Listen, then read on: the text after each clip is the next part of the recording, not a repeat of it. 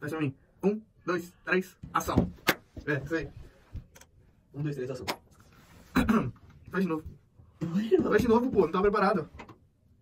Bora! Por que tu já tá gravando? Porque aí eu corto depois, né? Assim funciona a edição, a mágica da edição. 1, 2, 3, gravando. Opa, meus amigos, beleza? Vamos chegando para mais um vídeo do canal Léo Brasileiro. Para você que curte aquela resenha, bater um papo de futebol e ficar ligado nas principais informações do mundo da bola.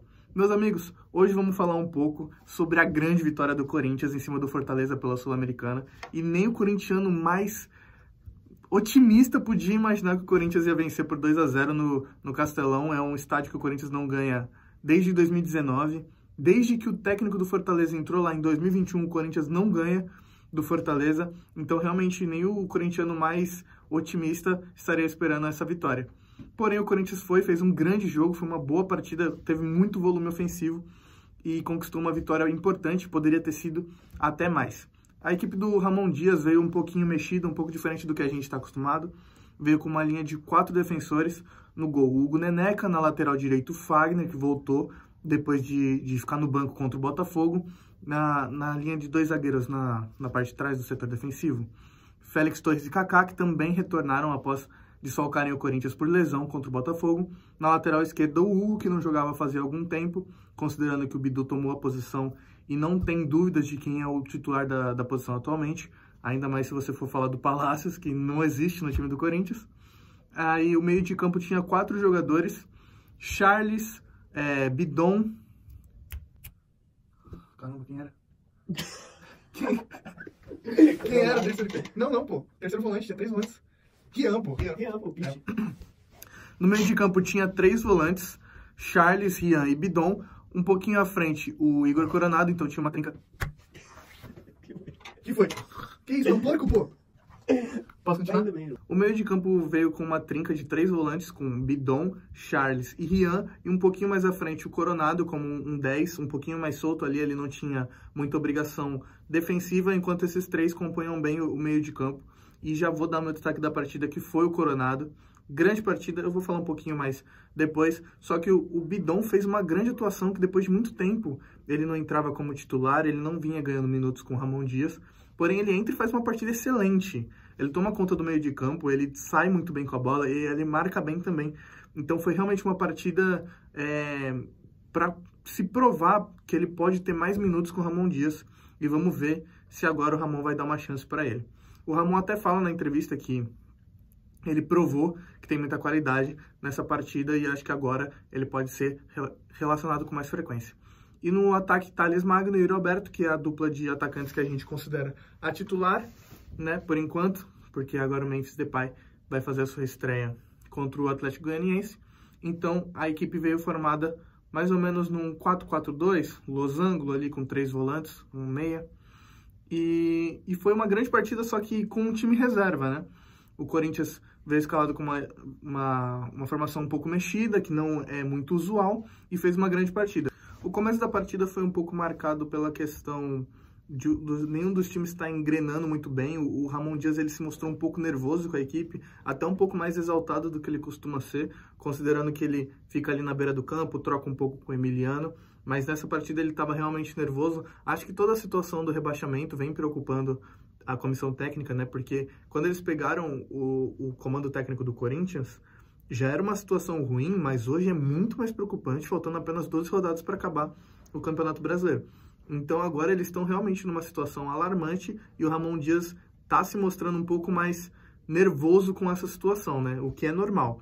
E ele estava realmente um pouco mais entusiasmado ali, um pouco mais eufórico na beira do gramado e veio cobrando muito dos jogadores concluírem melhor as suas finalizações, as suas grandes oportunidades. E eu vou um pouquinho contra na linha dos jornalistas que eu vi falando sobre a partida do Corinthians. Eu, particularmente, não acho que o maior mérito dessa partida é da grande participação do Corinthians. No meu ponto de vista, o que fez o Corinthians ter uma vitória tão contundente, principalmente você vencer por 2-0 fora de casa e com tanto volume de jogo, foi que a equipe do Fortaleza fez uma atuação muito abaixo, eles não conseguiam se encontrar. E algumas pessoas estão falando que o Corinthians fez marcação-pressão. Eu não vi tanto essa marcação em cima, em alguns momentos sim, Mas na maior parte do tempo, o Corinthians recuperou as bolas no setor... Pô, não, tu me quebra, pô. Tu me quebra, mano. Pô, mas é só cortar, pode voltar. Pô, tu me faz perder toda a linha de raciocínio, pô. Na maior parte do tempo, o Corinthians recuperou as bolas no setor do meio de campo. Não foi propriamente na defesa do Fortaleza. Então, esse pra mim foi o destaque. O Corinthians fez uma boa marcação no meio de campo, mas não foi como se tivesse afogado a linha de zaga do Fortaleza e recuperado a bola no campo de ataque. Não foi assim que saem as jogadas do Corinthians. Você pode notar que as jogadas sempre saem de uma bola esticada, que o Corinthians tem vantagem numérica, ou que tem uma boa condição de chegar ao gol. Então não foi realmente o Corinthians abafando a equipe do Fortaleza. A equipe do Fortaleza estava errando muitos passes no setor de meio de campo. E foi isso que levou o Corinthians a conquistar uma grande vitória. O Corinthians faz 2-0, leva uma grande vantagem para a Neoquímica Arena, que é onde a gente é forte.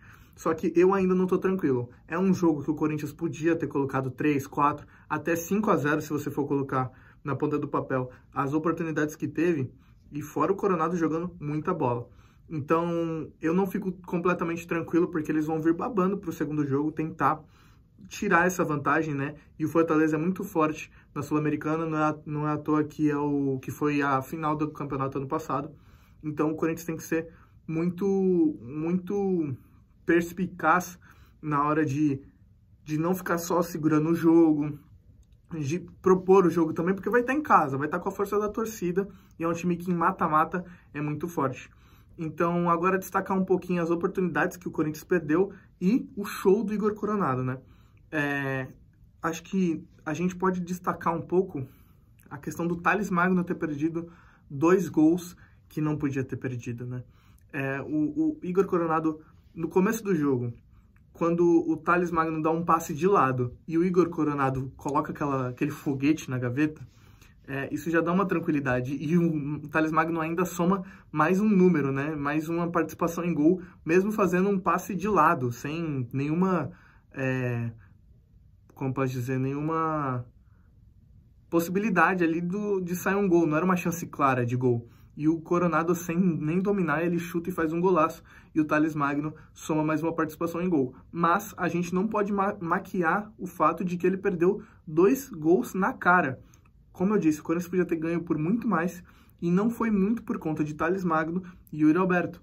E a galera que me acompanha e meus amigos sabem que eu sou um apoiador do Yuri Alberto. Não acho que ele é tão ruim assim quanto pintam a imagem dele. Porém, ele realmente precisa... Para de encher o saco. Ele realmente precisa converter mais as oportunidades. Agora eu te pergunto, se ele perde aquele gol que o Thales Magno perdeu, ele estava sendo achincalhado até agora, até semana que vem. Só que quem perdeu foi o Thales Magno, que está com um pouco de crédito, mas não é por conta disso que a gente pode deixar que essas situações acabem sendo normais. O Corinthians não ter um cara matador, um cara que empurra a bola para dentro da rede, que é isso que a gente precisa em muitos momentos. A gente não precisa de golaço, não precisa de gol bonito, a gente precisa que a bola esteja dentro da casinha, e isso tanto o Thales Magno quanto o Yuri Alberto deixaram a desejar na partida de ontem. O Thales Magno perde 2 oportunidades, uma no momento que o Igor Coronado dá uma chaleira no marcador do Fortaleza e cruza a bola para dentro da área, e ali era só empurrar. Ele chega e ele tenta escorar com a sola do pé. Eu acredito que se ele pega assim com a parte do peito de pé, ele ia colocar a bola para dentro, mas quando ele faz assim, a bola vai para frente e a bola vai para fora, porque ele tá um pouquinho atrás não, do lado do gol.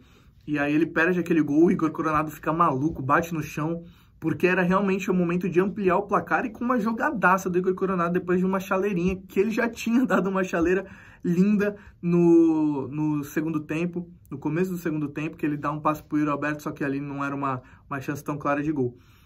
Outra ocasião que o Corinthians podia ter anotado mais um gol foi quando acha um passe, não me recordo quem, acha um passe esticado pro Yuri Alberto, e ele sai cara a cara com o goleiro, ele tenta cavar e o goleiro pega. Aí é um pouco interessante porque a galera reclama, porque o Yuri Alberto já fez alguns gols de cavadinha no Corinthians, e a galera questiona, pô, ele desaprendeu, não consegue mais fazer? Porque ele não vem mais fazendo gols assim. E aí ele vai, tenta cavar, e o goleiro pega, não foi uma boa finalização, e é isso que eu falo. O cara que tá lá ganha 1.700.000 por mês, o cara que é o camisa 9 do Corinthians, ele tem que converter essas possibilidades de gol, esse XG, né, que a gente chama, ele tem que começar a converter essas oportunidades, porque ele tá lá para isso, essa é a função dele. E quando o Depay chegar, ele vai começar a cravar, porque não é possível que num time que tem Igor Coronado e Rodrigo Garro colocando situação de gol o tempo todo, um cara do porte do Depay, um cara da qualidade do Depay, não vá marcar os gols. Então o Corinthians tem algumas chances de gols e não converte.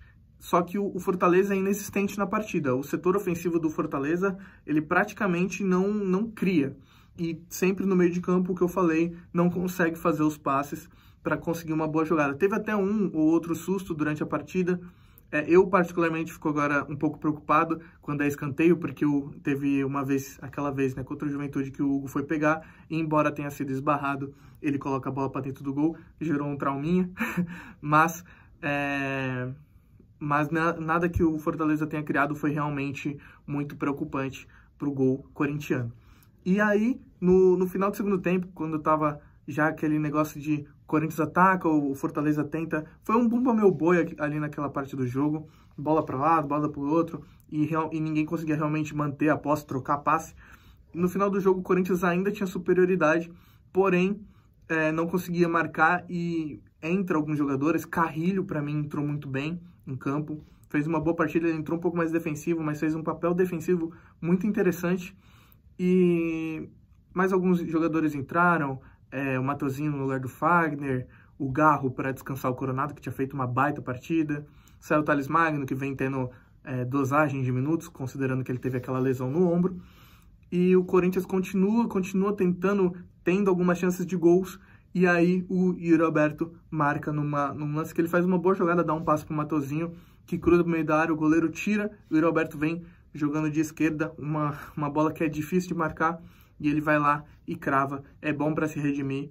O Yuri Alberto estava mais de 50 dias sem marcar gols, então foi importante, porém ele tem que marcar mais vezes. Agora o Corinthians enfrenta o Fortaleza na semana que vem, pelo jogo de volta da Sul-Americana. Neste sábado, a estreia de Memphis Depay contra o Atlético Goianiense, e é a hora da virada no Brasileirão. Tem 12 jogos apenas, o Corinthians precisa chegar a pelo menos 45 pontos e tem só 25 pontos. Vai ter que fazer 20 pontos em 12 jogos. É uma missão difícil, não é impossível. Tem alguns jogos difíceis, alguns jogos que vai precisar ganhar. Vitória, Atlético Goianiense, Cuiabá. Esses times que estão perto do Corinthians na tabela é obrigação ganhar. E vai ter alguns jogos difíceis como São Paulo, Palmeiras, clássicos. E clássico não dá para prever, né? É sempre uma surpresa. Então vamos torcer, né? O Corinthians pode ainda acabar escapando dessa situação no Brasileiro e talvez ainda ganhar uma Copa, né? Porque se tá encaminhando uma classificação para a semifinal na Sul-Americana e já está na semifinal da Copa do Brasil, já é possibilidade real de vencer uma taça, só que não vai valer de nada se rebaixar. Então vamos focar no Brasileiro, é o importante agora. Depay vai estrear, todo mundo tá querendo ver esse jogo. Eu tentei comprar ingresso para ir lá no sábado, mas já tinha esgotado, foi muito rápido para esgotar, né? Porque a estreia de um craque assim realmente move muita gente. Mas é isso aí, rapaziada. Muito obrigado para quem assistiu até aqui. Deixa um like, se inscreve no canal e falou!